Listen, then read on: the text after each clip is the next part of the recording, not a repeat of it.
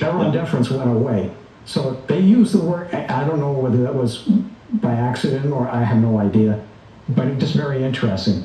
So we show deference to the municipalities and the school districts, but the problem was that the statement was 100% false, according to the Texas Supreme Court. So in essence, they did the same thing that the first judge did, which was punt the case. Well, I'm hopeful that the Texas Supreme Court does not punt the case. I am fully prepared if they do, and that'll be at the U.S. Supreme Court. And that's when the wheels come off, because one way or the other, I'm getting those two depositions, and that's really why they're going through this. They're hiding these people. They don't want those depositions taken, because in both cases, both of those people will end up in jail. I'm not so sure about the state comptroller, but I am very certain of Don Spencer. Don Spencer belongs in jail. He has been told he's breaking the law. He admitted it that he broke the law. It's on tape. It's in our evidence.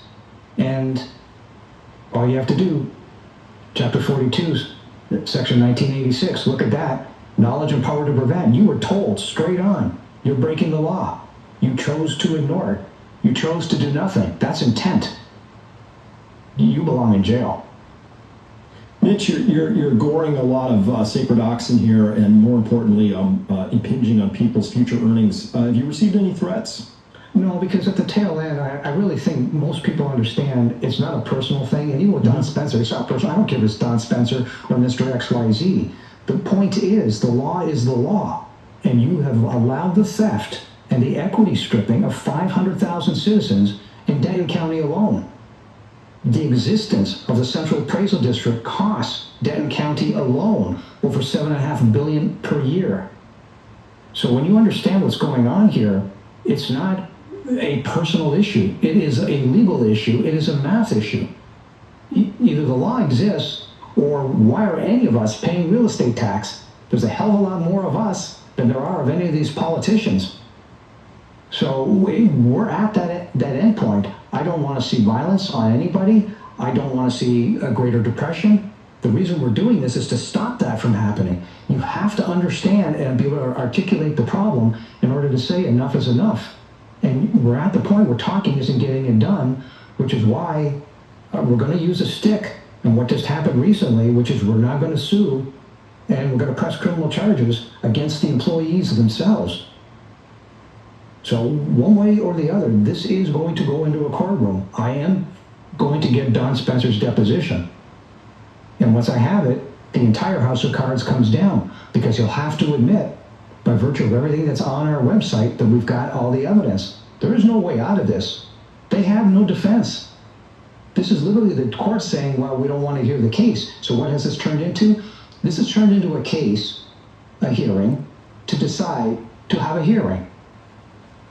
Right? That's how insane this is, which is why when it goes to the U.S. Supreme Court, if that's where it ends up, they're going to take one look at this and say, no, you all lose. And yeah, the 16th Amendment literally says you can't tax an unrealized gain, and an unrealized gain is market value. They're one and the same. Can't do it. You violated the 16th Amendment. You violated the 5th and 14th Amendment. And oh, by the way, one little tidbit, the First Amendment is freedom of speech. Isn't it interesting that I haven't been allowed in a courtroom? Indeed it is. Now, you mentioned a greater depression, which would be if this $5.1 trillion of bonds gets written down to 10 cents on the dollar. That's a lot of losses. That's what's called a deflationary collapse prediction. Before we get there, we'll see another special line on the Federal Reserve's balance sheet called school bonds. And they'll just like mortgage-backed securities. Remember, the single largest landlord in America today is the Federal Reserve, because they own more mortgage-backed securities than any other entity. They'll just buy all this stuff up again. But then, of course, what they do for everybody listening is that's the Fed printing money. And that means that they're going to create inflation, which just immiserates households just as surely as anything else. But that's sort of how they roll. One way or the other, people in this country end up losing. I'm tired of it. I know you're tired of it. What can people do to help support this movement? Because it sounds like a movement to me. More than anything, it won't cost you 10 cents. Go and read the First Amendment to the criminal complaint. It's on my website. Once you get through that, get an espresso before you sit down and go through it. Yep. But it's the most simple way to get up to speed so you can see literally what's happening in your neighborhood. And you can literally just go out and say, give me the outstanding school district bonds in XYZ school district, find out how many houses are in your neighborhood, divide the two numbers, and that will give you the horror picture. Then the technical stuff under the hood is in First Amendment to the criminal complaint. So be able to articulate what is truly happening to you. Then you have to say, okay, fine, personally, how do I offset some of these problems? Am I in harm's way of losing my job because of some of these problems? And yes, you are seeing that now float to the surface with massive layoffs occurring everywhere. So if you're in harm's way of potentially losing your job, get your resume up to speed, start networking as fast as possible, take the steps necessary to put yourself personally in a better position to withstand the storm.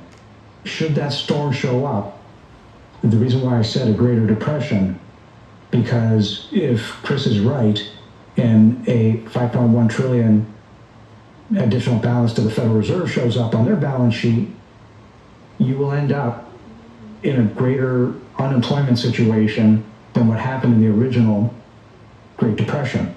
So the Great Depression at its high had 25% unemployment. I've run the math. My math shows it'll be 35% unemployment. Doesn't mean that the economy stopped. It just means that the ramification of the debt load was so great, the pendulum swings so far to the left that more people are unemployed. There's still a nucleus. There's always going to be an economy. There's been an economy for 5,000 years. It's not going away. The problem is how many people are employed and how many people get wiped out during that process. And that's what we're trying to avoid by saying, tell the truth. Let's recognize it for what it is. Those people who hold those bonds, doesn't matter where it is, you're going to lose. Could be 70 cents on the dollar. But the Federal Reserve, Chris, to your point, when you say that they've got mortgage-backed securities, the Federal Reserve, through the reverse repo, take those mortgage-backed securities at face value. Yes. How can that statement even be true, given what we're talking about here today, when the value of the homes is 40% overvalued? So the repo, the reverse repo itself, is a fraud on the public. And I've made the case recently that the Federal Reserve should be shut down. You want back to market conditions? Dump the Federal Reserve, because they themselves are a purveyor of fraud. It's not an exaggeration. The two largest purveyors of fraud on the planet are the central appraisal districts and the Federal Reserve. They're a mirror of each other. And that's how they treat the public. So the Federal Reserve does not exist to backstop mom and pop. They exist to backstop the banks, of which there's like 4,700 left, and out of the 4,700, 600 are on death's doorstep right now today. So when you start putting the pieces together, you realize that the Federal Reserve is accepting trillions of mortgage-backed securities that aren't worth, let's call it, I don't know, 60 cents on the dollar. It's not 40 cents off, so it's worth 60 cents on the dollar. But they turn around and they push out U.S. Treasuries. So a bank shows up, I got a package of mortgage-backed securities. Oh, no problem. We'll accept that as face value. Here, take our U.S. Treasuries, and from that, you can use our U.S. Treasuries to backstop your balance sheet, and you can go do more deals. Now, funny thing is, across the globe, who else did that same formula? It was our Federal Reserve that taught the Chinese government how to do the exact same thing, and what do you end up with? Ghost cities. Look at what's happening in London. Look at what's happening at the IMF, the European Union. They all copied the same BS that the Federal Reserve started. The idea was a failed concept when the Federal Reserve first came out. Senate bought off on it. Well, we have to do something to stop a bank run. Yeah, no you don't. It's the last thing you want to do. Let the bank run occur. Why? Because that means that bank went out of business and the money will go somewhere else. No problem. But that's where we are. That's where we are.